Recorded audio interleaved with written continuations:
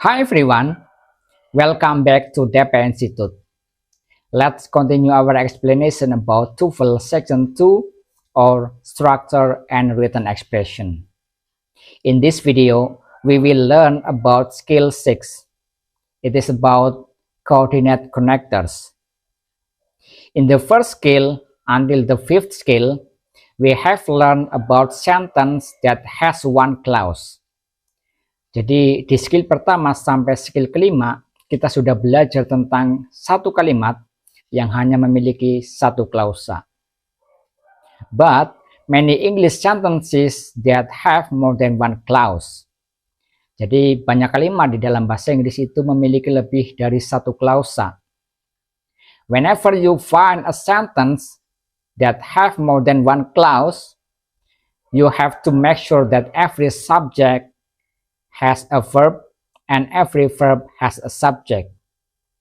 Jadi ketika teman-teman menemukan atau melihat sebuah kalimat di dalam TOEFL test itu memiliki lebih dari satu klausa, teman-teman itu harus memastikan bahwa setiap subjek itu harus ada verbnya. Pun sebaliknya, setiap verb itu harus ada subjeknya.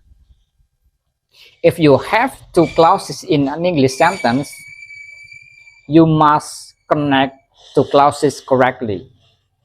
Jadi ketika teman-teman mempunyai dua klausa, teman-teman itu harus menghubungkan atau menyambungkan dengan benar.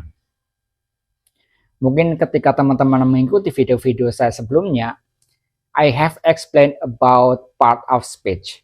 Jadi saya sudah menjelaskan part of speech. One of part in part of speech series, it is about conjunction. Jadi di dalam satu part itu ada namanya conjunction. In conjunction itself, there are several types. One of them is about coordinate conjunction. Jadi di dalam conjunction itu ada beberapa tipe. Salah satunya adalah coordinating conjunction. But in TOEFL test, we call it coordinate connectors. Jadi sama saja gitu ya, antara coordinate connectors sama coordinating conjunction itu sama. In coordinate connectors, there are several types. The first one is about and. And ini digunakan untuk menghubungkan dua klausa atau ada tambahan informasi, kita harus menggunakannya dengan and. Sedangkan but ini digunakan untuk menghubungkan sesuatu yang kontras. Satu klausa dengan klausa yang lain itu kontras. Or ini digunakan untuk menunjukkan pilihan. So, ini digunakan untuk menunjukkan konsekuensi atau impact atau hasil. Sedangkan yet ini digunakan untuk menunjukkan atau menghubungkan sesuatu yang kontras tapi lebih ringan. Hampir sama kayak but, gitu ya. The pattern atau polanya, ini adalah klausa yang pertama, subject verb yang pertama atau klausa pertama. Ini adalah klausa yang kedua, subject verb yang kedua.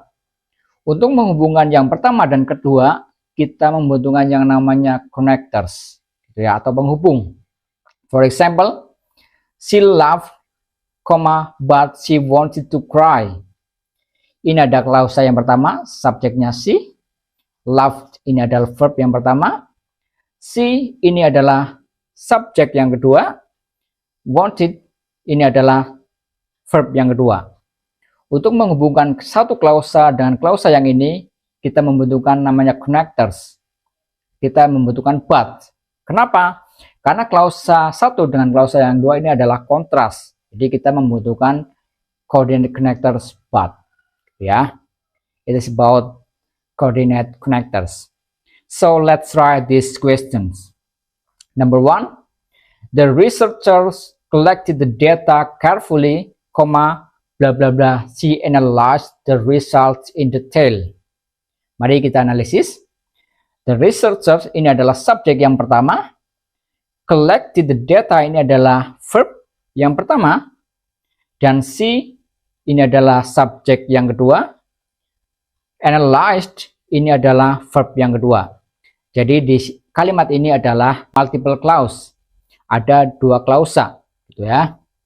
So, to connect each other, untuk menghubungkan dua klausa ini kita membutuhkan yang namanya connectors atau penghubung. Karena klausa 1 dan klausa 2 ini adalah setara atau hanya menambahkan informasi gitu ya, kita membutuhkan connectors and. And ini digunakan untuk tambahan informasi. Kita tidak membutuhkan but karena but ini adalah sesuatu kontras, or ini menunjukkan untuk sesuatu pilihan gitu ya. Yet ini adalah kontras hampir sama kayak but. So the answer for number 1 is C, and. The researcher collected the data carefully, and she analyzed the results in detail. It's number 1. Let's continue number 2. The task was challenging, blah blah blah. The team completed it successfully. Mari kita analisis. The task ini adalah subjek yang pertama. Was challenging ini adalah verb yang pertama. The team ini adalah subjek yang kedua. Completed ini adalah verb yang kedua. So, to connect each other, we need connectors. Kita membutuhkan konektor gitu ya, antara klausa yang pertama dan klausa yang kedua. Karena klausa yang pertama dan kedua ini menunjukkan kontras, kita membutuhkan konektor but. Gitu ya. The task was challenging, but the team completed it successfully. Kita tidak membutuhkan and karena ini untuk menunjukkan informasi tambahan, or ini menunjukkan pilihan, dan so ini untuk menunjukkan hasil. So the answer for number 2 is but. Ya. Alright, let's continue number 3. You must submit the assignment today, blah blah blah, you will receive a lower grade. Mari kita analisis. You ini adalah subjek yang pertama. Must ini adalah verb yang pertama. You di sini ini adalah subjek yang kedua. Will ini adalah verb yang kedua. Karena kalimat ini atau dua klausa ini menunjukkan pilihan, kita membutuhkan konektor yang di, or gitu ya. Kalau and ini tidak bisa karena ini adalah untuk informasi tambahan, but ini digunakan untuk sesuatu yang kontras, so ini digunakan untuk hasil. Jadi tidak bisa. So the answer number 3 is D, or. You must submit the assignment today, or you will receive a lower grade. It's number 3. Number 4. The weather was extremely bad, blah blah blah. The match was postponed until next week. Mari kita analisis. The weather ini adalah subjek yang pertama. Was ini adalah verb yang pertama. The match ini adalah subjek yang kedua. Was postponed ini adalah verb yang kedua. Karena kalimat ini menunjukkan atau dua klausa ini menunjukkan sebab akibat, karena extremely bad, so the match was postponed. So kita membutuhkan connector so di sini untuk hasil atau result gitu ya. Or ini tidak bisa karena ini digunakan untuk menunjukkan dua pilihan. But ini menunjukkan kontras, tidak bisa. And ini digunakan untuk menambah informasi. Jadi tidak bisa juga. So the answer for number 4 is so. The weather was extremely bad, so the match was postponed until next week. It's number 4. For number 5, seperti biasa, teman-teman bisa mencobanya nanti untuk jawaban, dan jika ada pertanyaan lain, teman-teman bisa menulisnya di kolom komentar. So, kita akan belajar skill 7 next video. So, stay tuned with DP Institute. See you.